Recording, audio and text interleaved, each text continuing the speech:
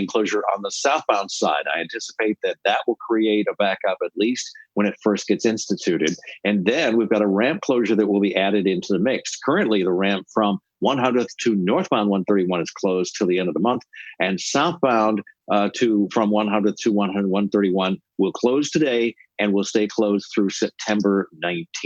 I'm Rob Westerby, Fox 17 Traffic. All right, Joe Biden is officially the Democratic presidential nominee. The former vice president accepted his party's nomination last night, giving the most important speech of his career. Our Brody Carter breaks down what he's now asking of his fellow Americans. Good morning. Good morning to the both of you. Democratic presidential nominee and former vice president Joe Biden accepting the nomination for president during the final night of the 2020 Democratic National Convention virtually in Delaware, rallying the country to come together and fight for what he calls a battle for the soul of the nation. Now, the final night was all about Biden as competitors recalled stories of Biden on the campaign trail, his family introducing their father and noting his perseverance for the Oval Office.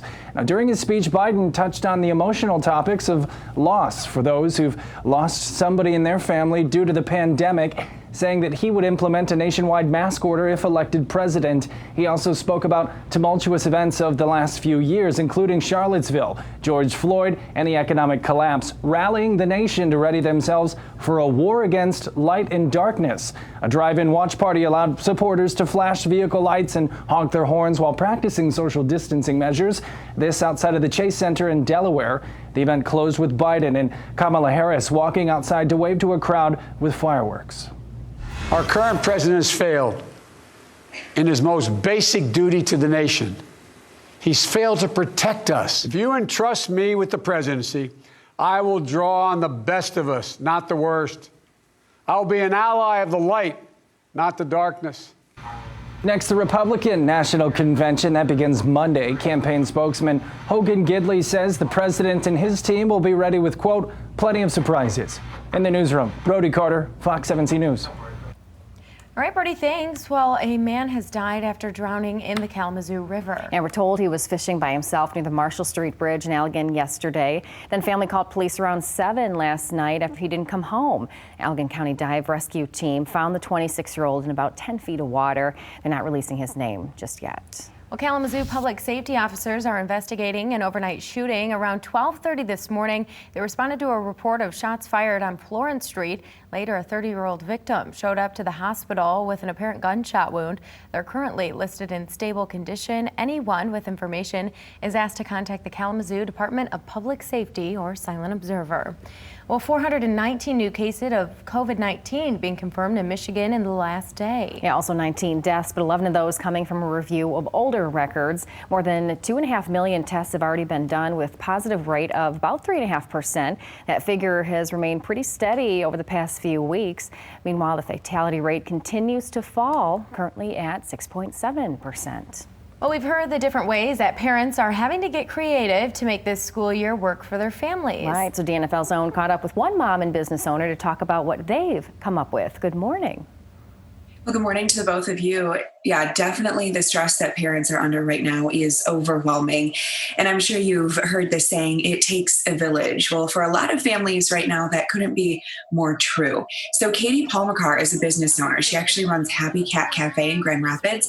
And she's also a mom of a 3-year-old. She was planning on starting him in preschool this year. She's actually always been interested in homeschooling, though, for a long time, but knew that would be difficult working a full-time job and owning a business. But like many parents, since the pandemic, she has had to think outside the box and is actually now planning on a homeschool pod. That means each parent takes a group of kids for 1 day a week. Homeschooling to me is just a way for each child to get that individualized attention that sometimes that schools don't really get because of the large class sizes. So you can structure it in all different ways. Our structure is personally going to be a less structured kind of approach where kids pretty much play and we follow their interests, but you can actually do an online curriculum if you really want to. So our structure will be basically what's called unschooling or deschooling, which just means that the kids play, they follow us about their day. There is some structured activities, but in general, children learn just through play. They don't need to sit down, especially at 3 years old, and do actual schoolwork or homework or anything like that. Now, Katie says there will be kids of all different ages involved in this, and she really sees that as a chance for the kids to learn from each other. But those older kids will still get that hands-on, more structured learning, if you will. So pretty interesting. I think a lot of families right now just trying to figure out what might work best in this situation, and that may change. You never know. Back to you.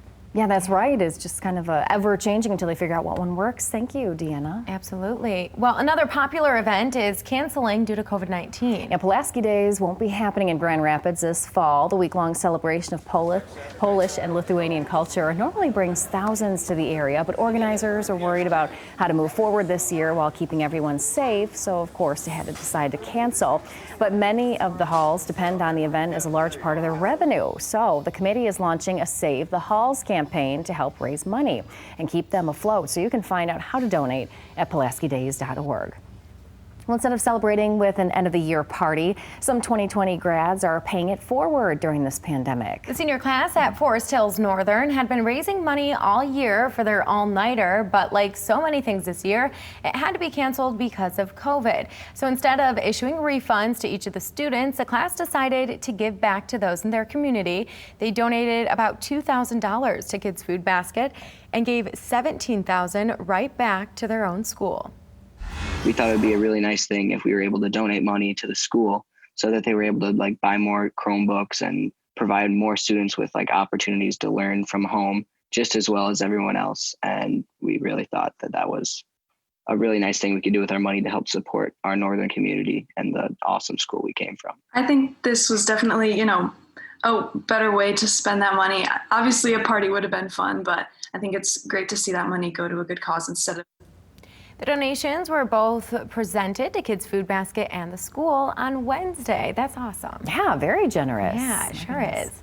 Time now, 5:08. More to come after the break. Well, it's been mixed messages from the president on his tax return since he was a candidate, and he still hasn't released them. How a judge's ruling could leave him no choice. We're learning more about what high school sports are going to look like this fall, why it's all going to depend on where you live. All right, Alyssa, a warm forecast in store. You felt that yesterday, and we're only going to increase it into the upcoming weekend. We'll talk numbers and also any chances for rainfall in the forecast up next.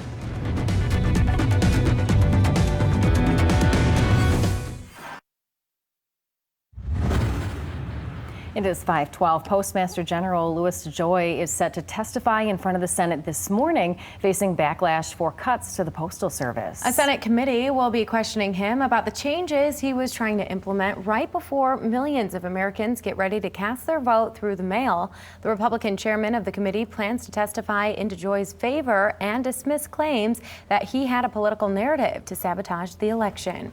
Well, President Trump's former advisor, Steve Bannon, is facing federal fraud charges. It has to do with an alleged scam involving a fundraising campaign for the U.S.-Mexico border wall. The online crowdfunding campaign raised more than $25 million, but Bannon and 3 other men are accused of using the money for personal expenses. They're charged with conspiracy to commit wire fraud and conspiracy to commit money laundering. Each count carries a max of 20 years. Bannon has pleaded not guilty. A federal judge ruled that the state prosecutors in New York can have access to President Trump's accounting records for criminal investigation. The case questions whether the president or the Trump organization violated state laws in connection with hush money payments made to women alleging affairs. The president quickly appealed that decision and is asking the Second Court of Appeals for emergency help. Okay, time to get cracking, everybody. 5:13 and weather forecast that looks very similar once again today to what we've had recently, except for the fact that we're going to gain 2 or 3 degrees this afternoon. It was already pretty darn warm here in Grand Rapids yesterday. Made it to 85 in GR, 85 Kalamazoo. A lot of inland locations did get low to mid 80s right along the lakeshore. A little bit cooler, and right along the lakeshore it will be a few degrees cooler again today with some southwest winds that will pick up. Not very breezy right now, but will increase just a bit to around 5 to 15 knots there along the lakeshore out over the waters by late morning and for this afternoon. Sunshine is going to be in control. There'll be some patches of clouds, but no threat of any rainfall. Waves on the order of 1 to 2, perhaps 3 feet in spots as some of those breezes pick up this afternoon for a stretch. Around the nation looking pretty warm overall. Of course, the desert Southwest, I've been mentioning that recently, how hot it's been out west. 93 in Vegas here early this morning, 84 in Phoenix. That seems to be a bit cooler than those folks have been the past couple days to start, but nonetheless still warm. And yeah, here in the Central Plains over towards the Midwest, we're beginning to increase our overnight lows just a bit as well. We're down into the lower 50s just a few days ago, but now situated more so in the lower half of the 60s, and those overnight lows will be getting warmer and warmer, such that by the time we come on the show to start next work week on Monday, and then probably not far from 70 degrees or so to begin the new week. Winds are very light out of the southwest, only around 5 miles per hour, if that. Otherwise just calm. Dew points in the upper 50s to around 60, so no great increase with regards to the humidity just yet. I really don't think we're going to have any tremendous humidity even through the entirety of this heat wave, though it will pick up by Monday, Tuesday, and Wednesday just a bit. And we'll talk more about that in a moment. 87 degrees, mostly sunny skies from start to finish. There could be a couple phases in here where it appears more partly cloudy, but certainly not an overcast. At most, just covering up the sun briefly. And then we get back into sunshine. West-southwest winds 10 to 15. Here's a look at that temperature chart. Virtually the same as what I was showing you yesterday. 90s wild from Saturday, Sunday into Monday, and then the potential there Tuesday and Wednesday to get even warmer. Now, the one thing that could be a fly in the ointment as far as the extreme heat would be if there's any clusters of showers and storms on the periphery of the heat that could clip us maybe later Tuesday into Wednesday. The odds of that seem low. So right now, still going with the idea that we've got a shot at the mid-90s, and then a cold front will drop southward at some point on Thursday. At some point. I mean, we're still many days away from that point, and if it holds off until later Thursday, we'll make it back into the 90s. If it comes through earlier, that 88-degree temperature, we may not quite get there. So we'll see when that cold front arrives, with likely our best chance in the 7-day for some rainfall at that time. This morning, couple sprinkles have been nearby off into our northernmost sections on the tailing end of some of this moisture stretching into Ontario. But it's not going to mean much for us. That frontal boundary off to our north remains just far enough to the north that we're not going to be impacted by any important showers or storms right on through today, tomorrow, and the upcoming weekend. This is the model this afternoon, high definition, looking for any clouds out there, and there will be a few, but not a whole lot. Then picking up with the European model, the resolution not as great here, but the Euro typically has a good idea what's going on once you get into days 3 through 7. And as we've been mentioning the last several days, any showers more relegated off into Wisconsin, the upper peninsula of Michigan. This high pressure that's overhead for us right now and for tomorrow, maybe it collapses just enough to allow a shower nearby at some point later Sunday into Monday. Even if it does that, it would be isolated, and most of those hours Sunday and Monday will be rain-free. Rain amounts off the Euro looking meager through Monday. I think our best chance to listen to call for some rainfall in here way down the line with that cold front that knocks back those temps next Thursday. All right, thank you, Anthony. Well, the